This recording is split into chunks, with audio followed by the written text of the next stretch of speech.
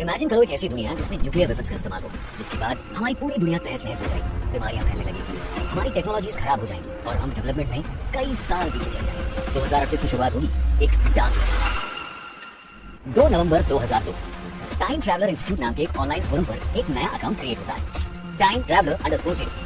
जब पहली पोस्ट आती है सब हैरान रह जाते हैं। इस इंसान का ऐसा क्लेम था कि एक टाइम ट्रैवलर जो साल 2036 से आया है IBM 5100 कंप्यूटर लेने के लिए, क्योंकि उसके टाइम के सारे कंप्यूटर्स खराब हो रहे हैं। उसने अपनी टाइम मशीन के फोटो शेयर करने का भी वादा किया। उस फोरम पर लोगों ने उससे कई सवाल पूछे। तब उसने बताया कि फ्यूचर में कैसे वॉर से सब कुछ खत्म होने लगेगा और कंप्यूटर्स भी खराब हो जाएंगे। साथ ही उसने ये भी बताया कि हो सकता है कि उसकी टाइमलाइन में जो कुछ हुआ है वो इस टाइमलाइन में ना हो, क्योंकि जब हम टाइम मशीन से पीछे के समय में ट्रैवल करते हैं तो एक डाइवर्जेंस क्रिएट हो जाता है और इवेंट्स में थोड़ा डिफरेंस हो जाता है। क्या ये सारे क्लेम सच थे? कोई मजाक कर रहा था या कंप्यूटर ब्रांड अपने आप को प्रमोट कर रहा था? क्या टाइम ट्रैवल सच में पॉसिबल है? हाँ है, लेकिन थ्योरेटिकली। साल 1971 में टाइम ट्रैवल थ्योरी को प्रूव करने के लिए एक दिलचस्प एक्सपेरिमेंट किया गया, द हेफेले-कीटिंग एक्सपेरिमेंट। इस एक्सपेरिमेंट में एटॉमिक क्लॉक्स को एयरप्लेन में रखा गया, जिनमें से एक ईस्ट की तरफ जा रहा था और एक वेस्ट की तरफ। जब इस फ्लाइट के बाद एयरप्लेन में रखी घड़ियों के टाइम को साइंटिस्ट ने लेबोरेटरी में रखी घड़ियों के टाइम से कंपेयर किया तो उन दोनों टाइम्स में कुछ नैनो सेकंड्स का अंतर था। लेकिन इस एक्सपेरिमेंट का आइडिया आया कहां से? इस सवाल का जवाब जानने के लिए पहले हमें टाइम ट्रैवल की थ्योरी को थोड़ा सा साइंटिफिकली समझना होगा। सर आइजैक न्यूटन ने पहले टाइम को एक कांस्टेंट बताया था, जो कि स्पीड या पोजीशन पर डिपेंड नहीं करता, और इसलिए ऐसा माना जाने लगा कि भले आप धरती पर हो या स्पेस में, समय एक जैसा ही चलेगा। पर बाद में फेमस साइंटिस्ट अल्बर्ट आइंस्टाइन की थ्योरी ऑफ रिलेटिविटी ने टाइम और ट्रैवल से रिलेटेड सारे कॉन्सेप्ट्स को बदल दिया। उनकी इस थ्योरी के हिसाब से टाइम को मोशन और ग्रेविटी की मदद से बदला जा सकता है। इसके दो एस्पेक्ट्स हैं, थ्योरी ऑफ जनरल रिलेटिविटी और theory of special relativity. Einstein ने बताया कि स्पेस और टाइम एक दूसरे से जुड़े हुए हैं और एक 4 डायमेंशनल फैब्रिक क्रिएट करते हैं, जिसे स्पेस टाइम कॉन्टिनम कहा जाता है। अब मान लीजिए कि स्पेस टाइम कॉन्टिनम एक बेडशीट की तरह है, जिसे हमने चारों कॉर्नर से खींचकर पकड़ा हुआ है, समझे?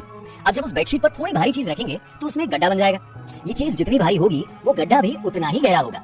इसी तरह ये थ्योरी ग्रेविटी पर काम करती है, जितना गहरा बेंड उतना स्लो टाइम। ये है थ्योरी ऑफ जनरल रिलेटिविटी, मतलब टाइम रिलेटिव है, यानी हर कोई टाइम को अलग तरह से महसूस करता है। हमारे शास्त्रों में कई बार कही गई रेवती की कहानी भी इसी ओर इशारा करती है। सुनिए आपने, चलिए मैं सुनाता हूँ। श्रीमद् भागवतम के 9वें स्कंद के चैप्टर 3 में लिखा है कि जब राजा काकुदमी अपनी बेटी रेवती के लिए सूटेबल हस्बैंड ढूंढना चाह रहे थे, तब वो ब्रह्मा जी के पास गए। और ब्रह्मा जी तो ब्रह्मा जी थे, वो उस समय गंधर्वों का संगीत सुन रहे थे, इसलिए उन्हें थोड़ी देर इंतजार करना पड़ा। आखिरकार जब राजा कुकुदमी ने ब्रह्मा जी से पूछा कि उन्हें रेवती का विवाह किससे कराना चाहिए, तब ब्रह्मा जी ने उन्हें बताया कि जितनी देर वो ब्रह्मलोक में इंतजार कर रहे थे, उतनी देर में धरती पर कई युग बीत चुके हैं। उनके वंश की मृत्यु हो चुकी है। वो जिसे भी रेवती का पति बनाने का सोच रहे थे, उनकी कई पुश्तें जन्म लेकर मर भी चुकी हैं और उनका राज्य भी अब खत्म हो चुका है।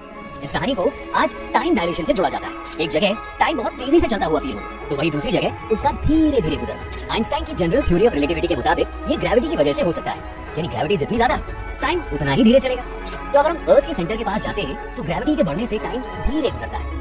वहीं हम अर्थ के सेंटर से जितना दूर जाते हैं, ग्रेविटी का असर कम होने की वजह से टाइम तेज भी हो सकता है। थ्योरीज के हिसाब से टाइम ट्रैवल पॉसिबल तो है, लेकिन उसके लिए हमें बहुत ज्यादा ग्रेविटी और स्पीड की जरूरत होगी। आइंस्टाइन ने जब इस थ्योरी को प्रपोज किया था तो यही 2 कंडीशंस रखी थी।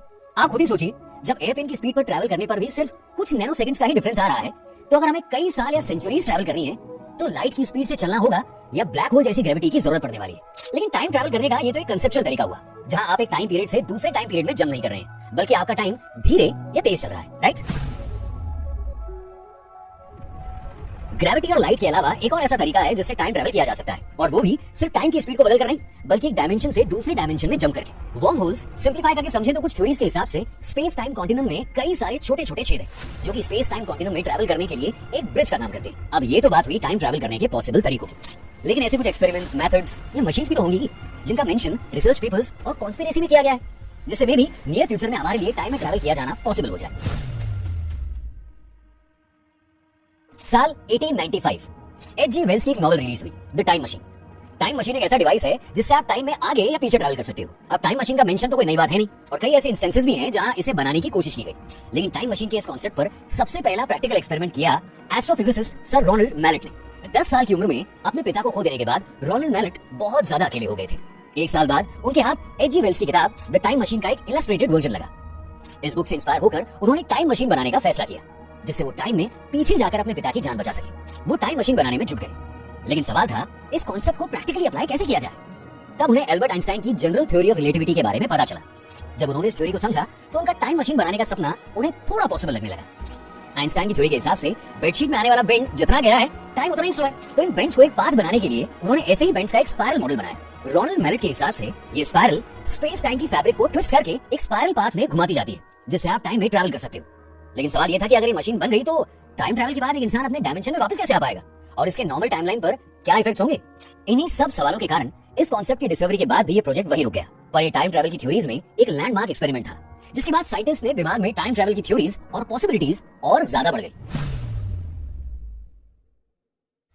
टाइम ट्रैवल से रिलेटेड कई सारे एक्सपेरिमेंट किए जाने लगे, जिनमें CIA का एक सीक्रेट मिशन भी शामिल था, द मोंटू प्रोजेक्ट। ये यूएस की कई बड़ी कॉन्स्पिरेसी थ्योरीज में से एक है, जिनमें रिसर्चर्स ऐसे लोगों को किडनैप करते जिनके पास कोई घर नहीं था और फिर उनके ऊपर टाइम ट्रैवल से रिलेटेड खतरनाक एक्सपेरिमेंट किए जाते। ऐसा कहा जाता है कि मोंटू के साइंटिस्ट वापस आने वाले टाइम ट्रैवल से दूसरी तरफ होने वाली हर चीज की जानकारी लेते थे, लेकिन एक्सपेरिमेंट्स के ज्यादातर सब्जेक्ट कभी अपनी टाइमलाइन में वापस लौटे ही नहीं। टाइम ट्रैवल दुनिया के लिए कोई नया कॉन्सेप्ट नहीं, इसे दो भागों में समझा गया।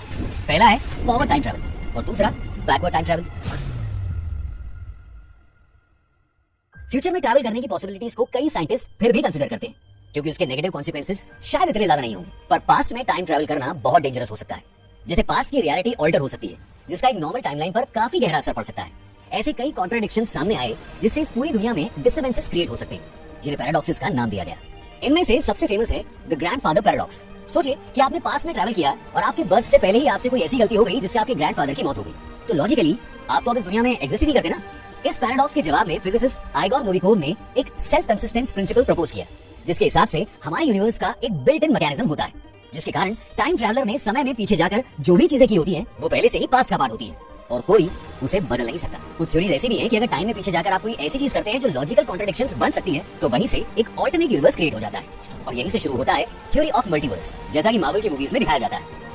ऐसे और भी कई सारे पैराडॉक्सेस हैं जो हमें ये सोचने पर मजबूर कर देते हैं कि पास्ट में ट्रैवल करने के ये कॉन्ट्रडिक्शंस अगर सच में पॉसिबल हो सकते हैं तो इनका क्या इफेक्ट होगा और वो कितना खतरनाक हो सकता है। टाइम ट्रैवल का कॉन्सेप्ट काफी फैसिनेटिंग है, लेकिन आजकल के समय में हमारी टेक्नोलॉजीज शायद इतनी एडवांस नहीं है एक प्रॉपर वे में उसे टाइम ट्रैवल किया जा सके। जितने भी एक्सपेरिमेंट्स अभी तक हुए हैं वो किसी ना किसी ग्लिच के साथ सामने आए, पर हो सकता है कि आने वाले फ्यूचर में हमें कोई ऐसा रास्ता मिल जाए जिससे टाइम ट्रैवल को महज थ्योरीज से निकालकर प्रैक्टिकल बनाया जा सके। आपके इस बारे में क्या थॉट्स हैं? हमें कमेंट्स में जरूर बताइए और अपनी फेवरेट टाइम मशीन मूवी या सीरियल भी मेंशन कीजिएगा। ऐसी ही अनसुनी, अनकही और अनदेखी कहानियों के लिए सब्सक्राइब करें। See you in the next one.